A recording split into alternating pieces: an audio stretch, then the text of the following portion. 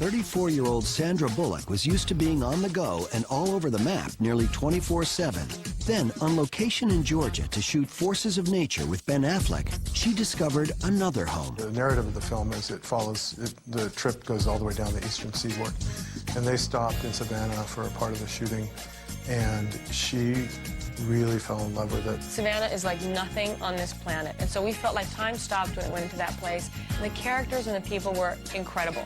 Great food, great ambiance, very odd and wonderful, and had its own rhythm going. When the movie wrapped in fall 1998, Bullock bought property just outside the city on Tybee Island. She falls in love with places, and she likes to make homes.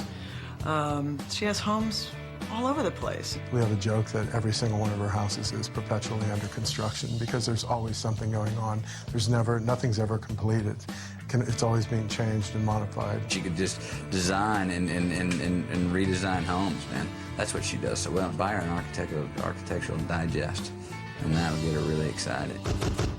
In 1999, Bullock rushed to complete construction on a $6.5 million home in Austin in time for a big New Year's Eve bash. It was the Millennium Party, and she had worked so hard to try to get the house into a presentable state. It wasn't done yet, so the party starts happening, and pretty soon things are happening. That house was such a disaster. But I remember being in the kitchen, talking to her, and there were a couple of people in the kitchen, and someone upstairs flushed the toilet, and water started pouring out of the light fixtures in the kitchen. There were other changes in Bullock's life as she kicked off the new year. Sandra and Matthew McConaughey broke up, but remained friends. Sandra started seeing singer Bob Schneider. Bullock was also searching for her next movie role. She found it in Miss Congeniality. The movie needed an element of credibility and where you cared about and believed that someone could be a tough female FBI agent and then go to this beauty pageant and undergo this transformation. So it needed to be funny. I said, okay, this is the film that I want to make because girls don't get to do physical comedy. I want to be able to do what Jim Carrey gets to do. But just before Miss Congeniality was slated to begin filming, Sandra received distressing news. Her mother, who battled cancer for nearly 5 years, took a turn for the worse. Bullock dropped everything to be by her side. On April 4th, 2000, Helga Bullock passed away at the family home in Arlington, Virginia. Sandra was devastated. It was very traumatic, you know. It was a very sad time for her. But she took advantage of every moment to spend the time and to really be there. And I think that, you know, she and her mom got to a really good place. They were both performers, and there was a real connection because there was sort of an empathic connection. She just wanted me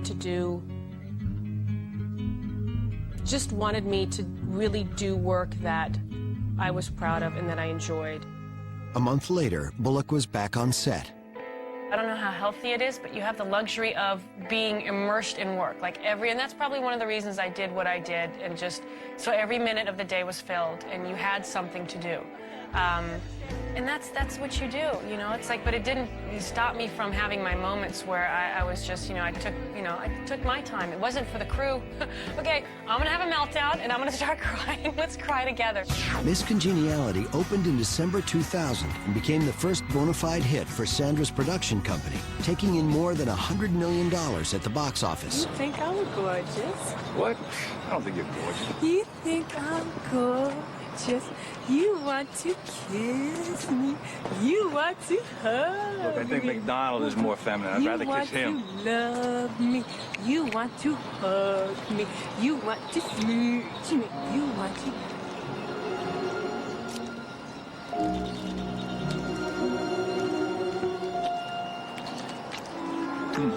Enjoy the rest of your night. I think Sandy was probably surprised that it was such a hit. I think, honestly, if you had told either of us it was going to make half that money, we would have said, okay, that's fine. Meanwhile, Bullock split up with her boyfriend of 2 years, Bob Schneider. She kept busy working on the thriller Murder by Numbers, but the real thrill wasn't in the script. Off-camera, Sandra began dating co-star Ryan Gosling, despite the fact that he was 16 years her junior. The film wrapped in May 2001, and Bullock spent some time in New York. That's where she was on the morning of September 11th. On 9/11, Sandy was staying at a hotel downtown, very close to the World Trade Center. She was staying with Gazina and her husband, and when the planes hit, they saw the whole thing happen. They immediately left the hotel room and just started running uptown, and they saw all these people coming covered in soot, and her instincts are always about others. And so that's just a classic case of her stopping people and saying, let me call home for you and let them know that you're all right. Moved by the tragedy, Bullock demanded that her next film, 2 Weeks' Notice, be shot on location in Manhattan. It's really important to Sandy and to Mark Lawrence that we shoot in New York, that we bring back that we keep the energy alive in the city. There were concerns, not just financial, but because it was going to be the first big studio film shot in New York City after 9/11, and if she hadn't fought as hard as she did fight to say, no, this is a movie about New York, it needs to be in New York, I don't think that the film would have been shot here. Sandra also wanted her production company to branch out into TV. She approached a little-known stand-up comedian named George Lopez about starring in his own sitcom. She saw me, and that night she said, I want to do the show, but not only do I want to do the show, I want to do the show about your life and what's in your act. I had heard that she was, one of the producers, and I'm like, oh, she's probably just producer in name, she won't be around. We were doing rehearsals, and there was somebody always videotaping something on the side, and I was like, what are these videotapes for? I've never seen a videotape a rehearsal, and it was because it was for Sandy. And I was like, oh my God, she really cares. She really, really champions this. Originally, when the actors came to the stage and would see Sandra Bullock around, I think they knew that this was, something very special, and it wasn't just being part of a pilot. Producing is great. You get to do the same things, but you don't have to go into hair and makeup. And you can just show up in sweatpants, sort of yell at a lot of people, and they give you a walkie-talkie. Season 1 of George Lopez began taping on the West Coast while Bullock was still back east filming 2 Weeks' Notice. Once again, she found herself doing double duty and loving the chaos. We sent the feed to New York. So she'd go to the ABC building in New York and sit in some control booth and watch the quad split of the show as it was being filmed live in front of an audience 3 hours ahead. So we hold up notes, go to bed, Sandy, or, one more time for us, or, no cake after 11. George would call her, instead of Miss Congeniality, he would call her Miss Congenitals. So we would, put like signs that would say, oh yeah, Miss Congenitals, we'd all wave high. Sandy's on another energy level. All movement is forward. There is no backward movement, which is a great quality for a producer, actually, but I think that's how she manages to get stuff done. By the time 2 Weeks' Notice premiered in December 2002, the press was buzzing that Sandra and her co-star Hugh Grant were an item.